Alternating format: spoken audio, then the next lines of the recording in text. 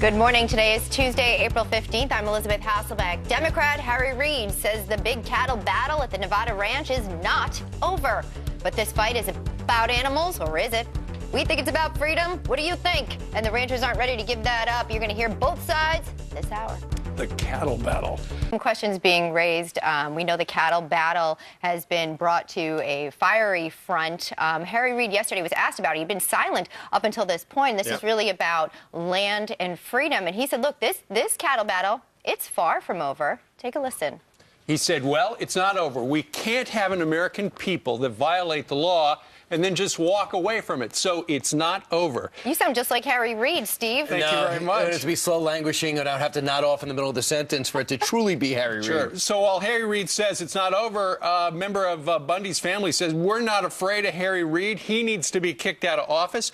By the way, the feds had taken 400 cattle, which they said they returned. They only returned 260 heads, so they're missing over 100. 100 plus. That's not good. During a time where profit is important for the farmers and also in terms of their cattle and what their value is. And what Harry Reid said is essentially putting everything back. We thought we were seeing an end to the standoff, and the ranchers are feeling as though they won, and the rights to own that land is over, and they're going to deal with it on possibly a state level and with more level heads. But then all of a sudden Harry Reid saying that, and with the power that he has in the Senate, you got to think, and the power that he has in Nevada, that it really isn't over. But is this about the Bureau of Land Management? Is it about land? Is it about cattle? Is it about the tortoise? Well, there are many that say this is about freedom. You know, the kids of Cliven actually spoke out yesterday, and they said this is something that has to do with just protecting the integrity of our land and the freedom of the people. There was a documentary filmmaker, Dennis Michael Lynch. He actually went to go see what it was about and faced down armed officers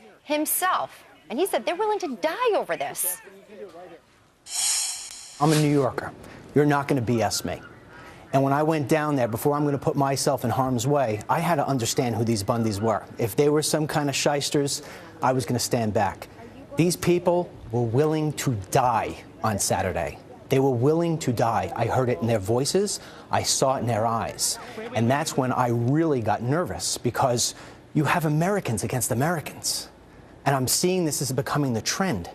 And that's why, you know, we're standing there, and they're making a prayer before they go into battle. Yeah, the Bundys are all in. And what's interesting is, and we've told you on the channel about how the Bundys have been ranching this land since the 1880s.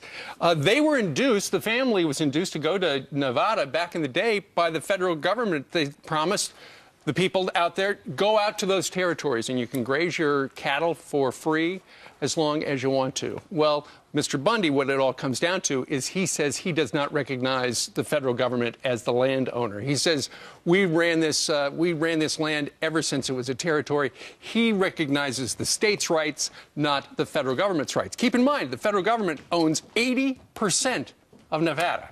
Well, and certainly on tax day, the expectation is you do pay the taxes, but the heavy-handedness is what's in question.